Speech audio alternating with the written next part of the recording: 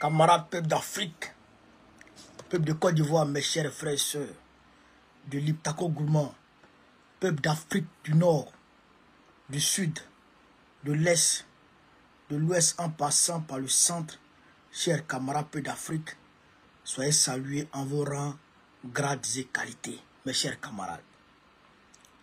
Camarades peuple d'Afrique, je vais vous demander ici de partager au maximum cette vidéo.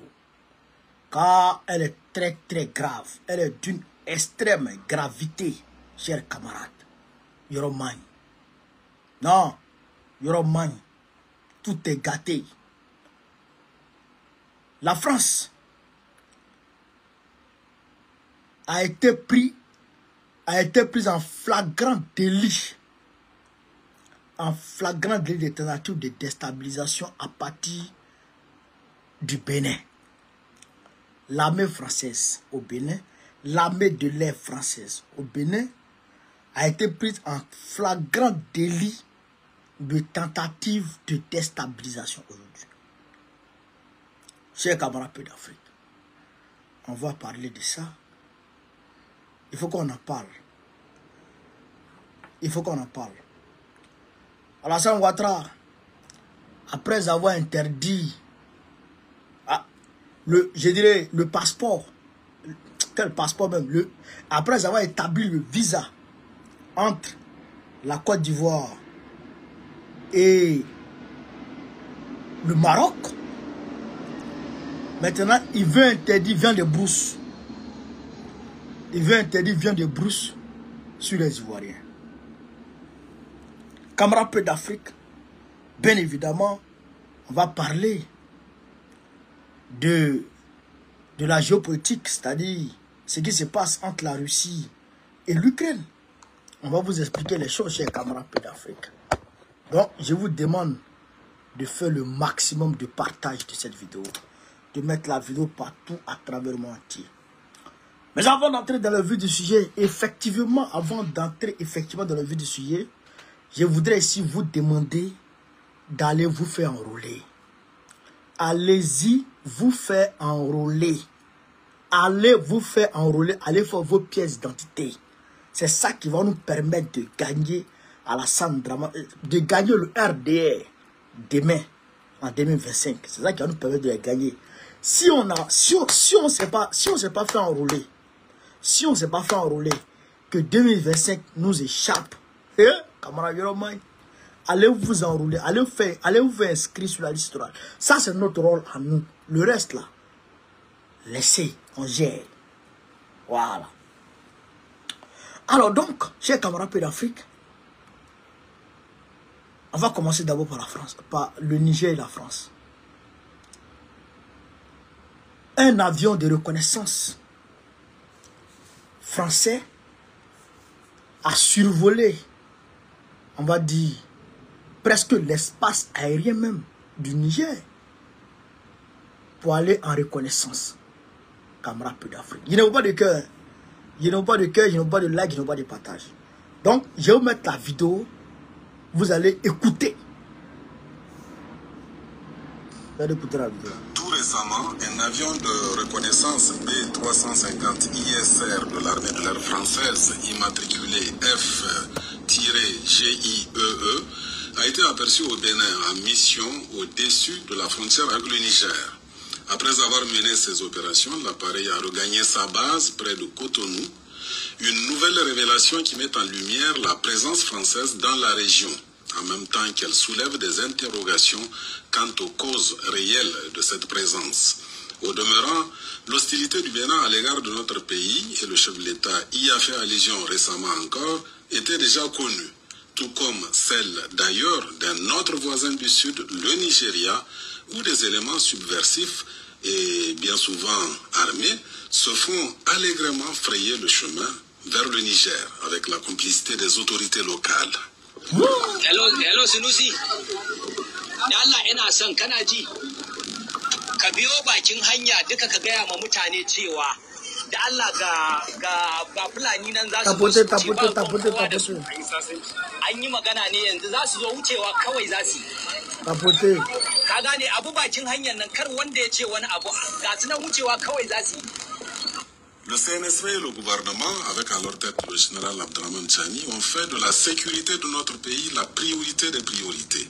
C'est pourquoi, face à toute velléité d'agression contre le Niger, les FDS, dont la montée en puissance se poursuit, apporteront la réplique appropriée. Le général Tchani, le CNSP et le gouvernement en ont fait le serment. Social. Tapoter, tapoter, tapoter, tapoter, chers camarades. On a parlé de la sécurité. Voilà. Nous avons fait clairement savoir à nos homologues, amis et frères algériens que nous sommes très concernés par tout ce qui touche le Mali. Vous avez vu l'Algérie. Le Mali aussi partage une frontière avec l'Algérie. Notre souhait, c'est de voir très rapidement la paix, de retour sur l'ensemble des frontières. Le rôle d'un pays comme le nôtre, c'est de faire la promotion de la paix partout où nous sommes. Donc voilà un peu de mots, ce qui a fait l'objet d'échanges avec le Premier ministre algérien et la quasi-totalité des membres du gouvernement. Vous avez compris, chers camarades d'Afrique. En réalité, un hélicoptère de l'armée de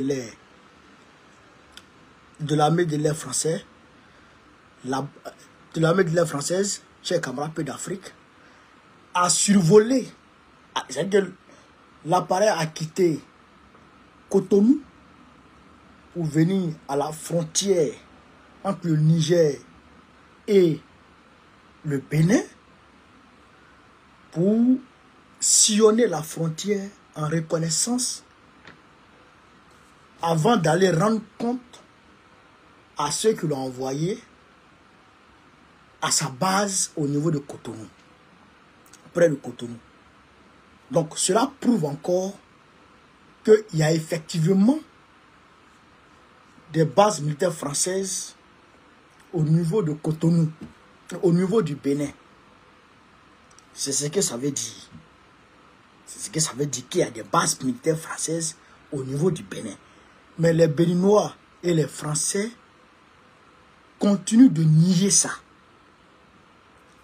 De l'autre côté, avec Tinubu, qui est un agent double de la CIA, travaille en étroite collaboration avec ses collègues de la CIA pour faire incursion, pour tenter de faire incursion au Niger à travers la frontière Niger-Nigeria. Vous avez compris, non? Vous avez compris, non? Voilà. Donc, c'est pour dire que les gens là, ils ne veulent pas laisser l'AES en paix. C'est-à-dire qu'ils veulent à tout prix déstabiliser l'AES. Leur obsession, c'est de déstabiliser l'AES, c'est de détruire l'AES, c'est de détruire le Burkina, détruire le Mali, détruire le Niger. Parce que quand les Africains s'unissent, eh bien, ils deviennent forts. Et l'AES est un espace vachement riche. Donc, cet espace-là, grâce à l'union de ces trois grands patriotes, eh bien, les richesses de cet espace-là échappent au contrôle des Américains qui aujourd'hui sont contrôlés par Papy Joe, un vieux déréglé. Voilà la réalité.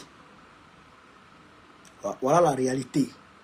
Donc, il faut que le peuple de l'AES prenne conscience de cela et qu'il se prépare en conséquence. Quant à nous, nous serons au front. Nous serons au front communicationnel. Nous serons à tous les rendez-vous au niveau communicationnel et au niveau soutien sur le terrain. Nous serons toujours là. C'est ça qui est la vérité. C'est de ça qu'il s'agit. Donc, c'était pour vous montrer ça. Deuxièmement, je vous avais dit que Lamine Zen, le premier ministre nigérien, était parti en Algérie. Vous avez entendu ce qu'il a dit. Il a parlé, il a dit au premier ministre algérien qu'il a rencontré, que tout ce qui touche au Mali, touche au Niger.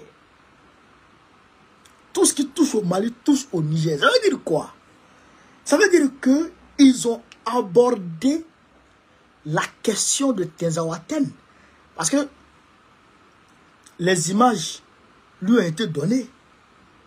Les images ont été mises à sa disposition afin qu'il aille là-bas pour aller confondre les Algériens pour leur dire qu'on vous a vu.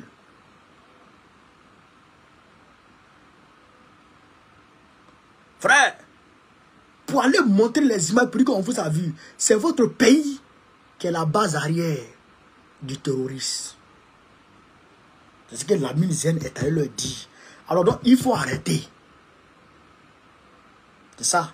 Il faut arrêter. On vous a vu, mais il faut arrêter. Ben, si vous n'arrêtez pas, vous et puis nous là, notre amitié va se gâter. Parce que vous ne pouvez pas être amis avec nous et être ennemis avec le Mali. Si c'est ça, nous on va vous déclarer aussi la guerre. Parce que nous on est amis avec le Mali par des conventions. Par une alliance formelle. Par une confédération. Donc le Niger, le Premier ministre Lamine Zen est allé leur dire, entre vous et le Mali, nous on choisit le Mali. Donc si vous n'arrêtez pas ce que vous faites au Mali là, nous on va vous combattre. On va vous considérer comme des ennemis. C'est ce qu'il est parti dire là-bas, Lamine Zen. Est-ce que vous avez compris? C'est ce qu'il est parti dire là-bas. Et ça, chers camarades d'Afrique, ça nous va droit au cœur. Ça veut dire que le combat est en train de se mener de façon sincère. De façon sincère. Ce n'est pas de façon, je dirais, laxiste. Et puis, non, ça c'est de façon sincère. Et ferme. C'est pas de l'amusement, hein? Non. C'est pas du jeu. Camarades d'Afrique.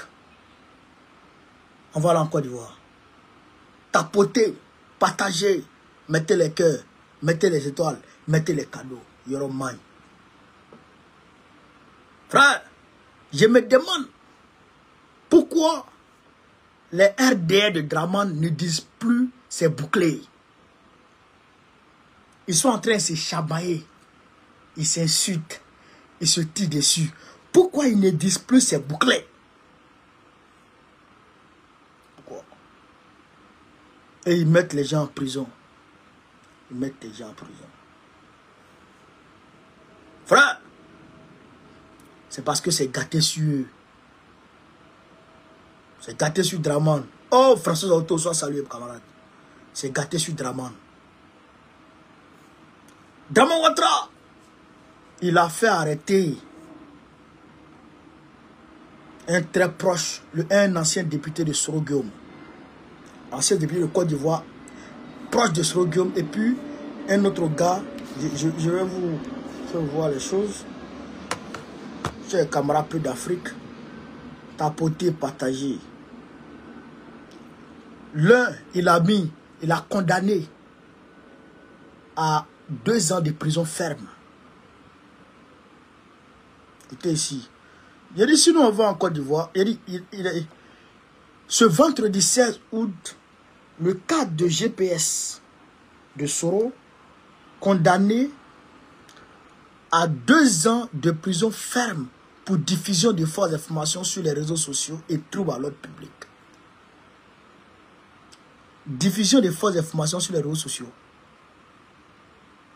Mais est-ce que c'est une fausse information? Le gars a dit que les blindés que Draman Ouattara a fait parader pendant le défilé militaire, tous ces blindés-là n'appartiennent pas à la Côte d'Ivoire. C'est à cause de ça, ils l'ont pris et ils l'ont mis en prison.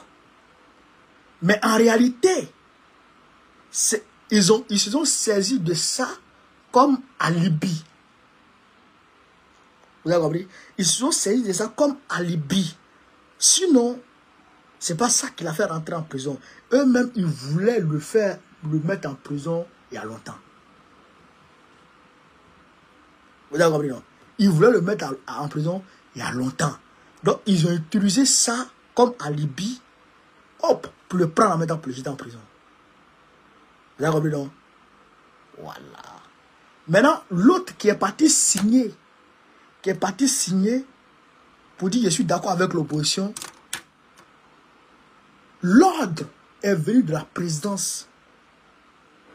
L'ordre est venu de la présidence pour le mettre en prison. C'est Draman même qui a donné l'ordre pour le mettre en prison.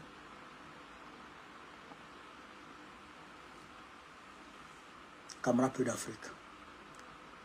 Voilà la situation. Mais, je dis aux Soroïs, et je leur ai dit sur le panel, je leur ai dit au téléphone, je leur ai dit chaque fois qu'on se voit, je leur ai dit, c'est trop facile. C'est trop facile. Si Draman prend un cadre, un haut cadre du PPACI, j'organise manifestation le lendemain en France ici. Il marche sur l'ambassade. Je répète, si Draman arrête un militant, un haut cadre du RADP, du PPACI, autant que moi, du PPACI aujourd'hui, j'arrête tout. Je marche sur l'ambassade la semaine qui suit. Parce que vous savez quelque chose, les dictateurs, il ne faut pas leur laisser le temps. Les Camerounais là, vous savez ce qu'ils ont fait? À cause de Raymond Gota, l'activiste camerounais qui a été arrêté au Gabon et extradé au Cameroun là. Mais à cause de cet activiste-là, les Camerounais sont allés mettre sous scellé l'ambassade du Gabon. Ils sont allés fermer l'ambassade du Gabon la semaine dernière. Ils ont mis cadenas dessus. Ils ont manifesté. Et ils ont manifesté devant l'ambassade du Cameroun. Vous comprenez ça? C'est-à-dire que, écoutez ici, dis simplement, c'est-à-dire que prendre pancarte, marcher dans la rue pour dire Ouattara dictateur, ça fait bouger les lignes. Mais qui, mettez-vous à la place des leaders, des présidents, mettez-vous à leur place. Moi, j'ai fait tout pour que mon image soit polie à l'international, pour que les gens, quand on va au Conseil des Nations, que les gens ne me voient pas comme un waworo, que les gens me considèrent comme un démocrate, un homme clean. Moi, j'ai fait cet effort-là.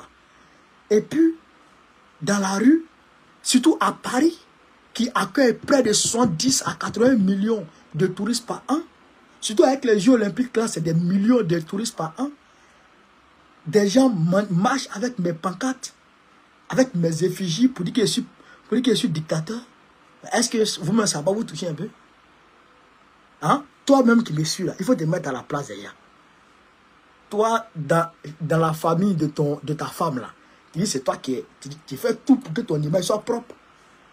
Et puis quelqu'un s'en va là-bas pour dire qu'il est un voleur. Quelqu'un s'en va dire là-bas qu'il est un voleur. Tu vois dans quel état tu seras? C'est pareil. C'est pareil. C'est pourquoi les manifestations les fatiguent. Alors, il faut manifester. C'est ce que j'ai dit aux Soroïs. Et je vais tout faire pour qu'ils se lèvent. Et pour qu'on manifeste ensemble. Pour dénoncer ces dérives du tyran de la Manistanaire. C'est ça qui est la vérité. C'est ça qu'il faut faire. Moi, j'ai confiance aux manifestations. Moi, j'ai confiance aux marches. Voilà. Septembre, là, il y aura l'Assemblée générale des Nations Unies. L'Assemblée générale va se tenir. Tous les présidents vont venir. Ou en tout cas, tous les présidents du monde vont avoir des représentations. C'est sûrement qu'on doit attaquer les présidents. On est en train d'organiser quelque chose là-bas, à New York. On est en train d'organiser une marche à New York pour attaquer Draman à New York. J'ai un camarade peu d'Afrique, vous allez voir. Donc, je demande aux Soroïs de se lever. Nous, on va les accompagner à coup sûr, puisqu'on est devenu une famille maintenant. Voilà, on est devenu une famille. Nous, on va les accompagner à coup sûr. Voilà, donc il faut qu'ils se lèvent. Voilà. Maintenant, Draman, le 1er septembre, là, ceux qui doivent aller au Maroc, vous qui devrez aller au Maroc là, allez-y avant le 1er septembre, parce que le 1er septembre, il y aura un visa maintenant entre la Côte d'Ivoire et le Maroc. Ce n'est pas le Maroc qui a imposé, c'est la Côte d'Ivoire qui a demandé. Dragon Ouattara qui a demandé ça pour faire plaisir à l'Union européenne. Et la même chose, il est en train de faire la même chose en interdisant la viande de brousse en Côte d'Ivoire. Viande de brousse. Agouti qui est doux comme ça. Faut voir mailler. Faut pas les gens manger agouti. Agouti qui est doux comme ça là. Faut pas les gens manger ça encore.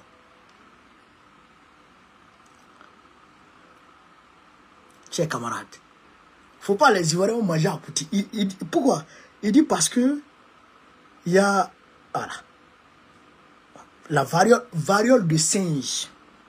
On dit il y a variole de singe maintenant, donc on ne doit plus manger viande de brousse. C'est à cause de cette maladie-là que Bill Gates avait sollicité Matt Gims, avec Matt Gims l'accompagne au Congo pour aller vacciner les gens. En réalité, comme Covid là, ça a échoué, ça n'a pas pu tuer les Africains.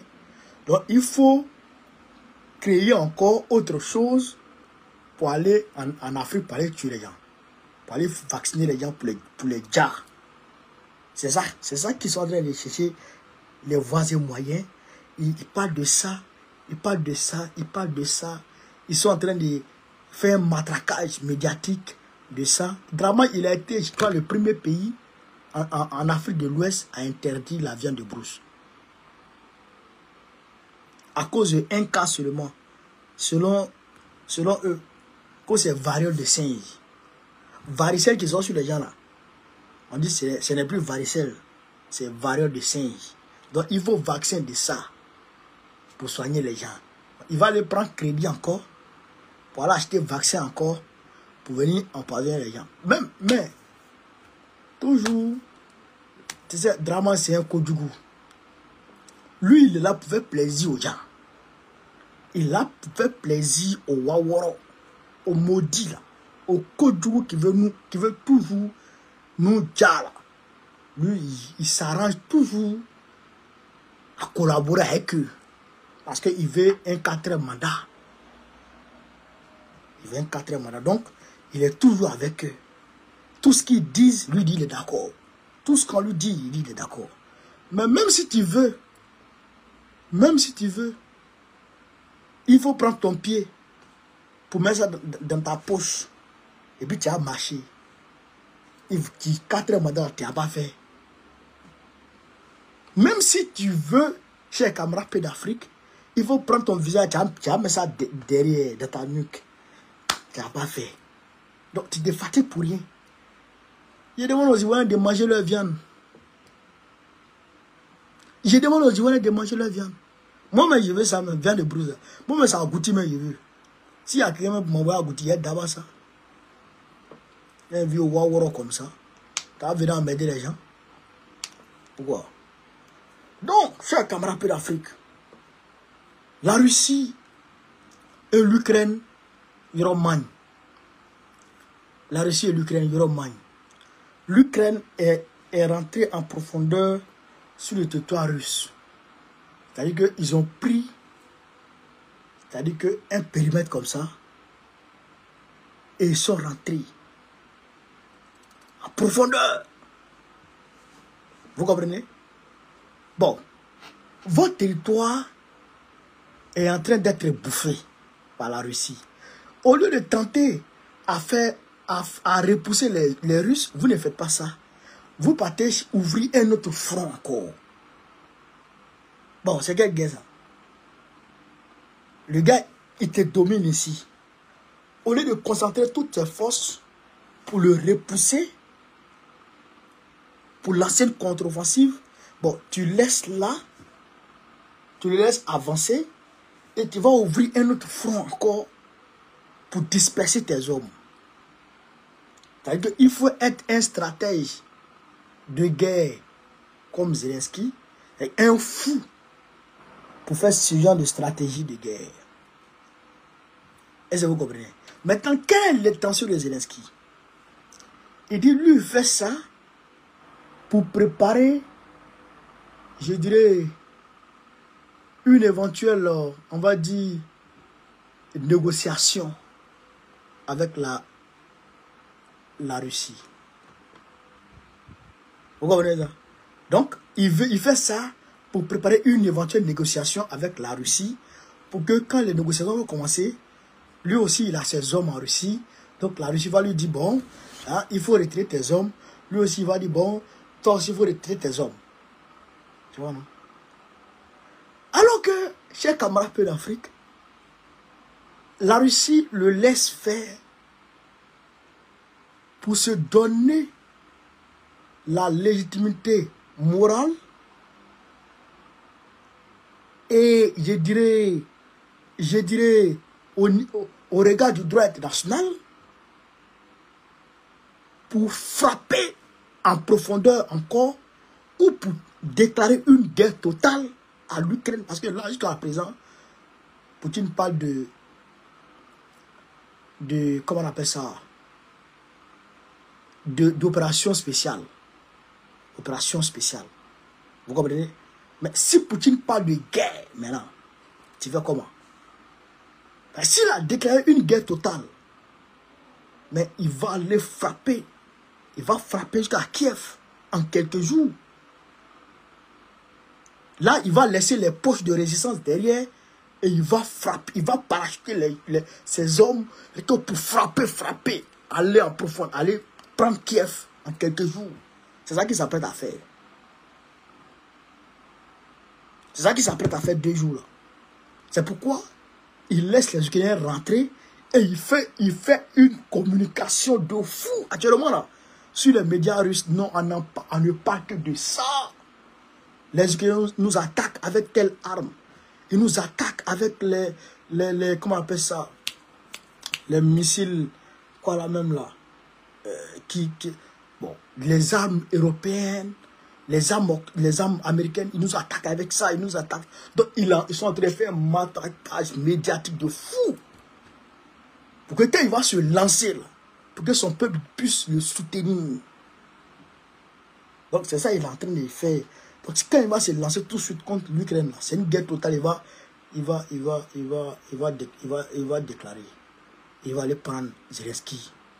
Le baron comme ça, Zelensky va frayer. Si c'est chaud, lui va pan. Non, c'est pas les missiles IMAR, c'est des missiles quand ça explose et puis ça explose encore là. J'oublie le nom de ces armes là. J'oublie le nom. Donc, est-ce que Poutine est en train de préparer aujourd'hui? Il est en train de préparer les esprits, je dirais, des Russes à accepter. Voilà. Le Messie, Clotendio, les armes à sous-munitions. Voilà. Les armes à sous-munitions. Ils nous bombardent avec les armes à sous-munitions. Ils nous bombardent avec ceci, ils nous bombardent avec cela. Donc, alors que les armes à sous-munitions, c'est dangereux même pour l'humanité. Son utilisation constitue un crime de guerre. Voilà. Donc, Poutine est en train de tout dire. Il a fait, le 16, il a fait une réunion avec son conseil militaire. Oh, hier encore, il a fait une réunion. Aujourd'hui, le 16, il a fait une réunion encore avec son conseil militaire. Il a envoyé Gerasimov de l'autre côté, à Belgorod là-bas, pour aller commander directement les choses. Il a déclaré l'état d'urgence. Donc, il est en train de préparer l'esprit des Ukrainiens. En train de préparer l'esprit des Ukrainiens. Quand ça va démarrer là, non. Quand ça va démarrer, c'est pour aller attraper Zelensky.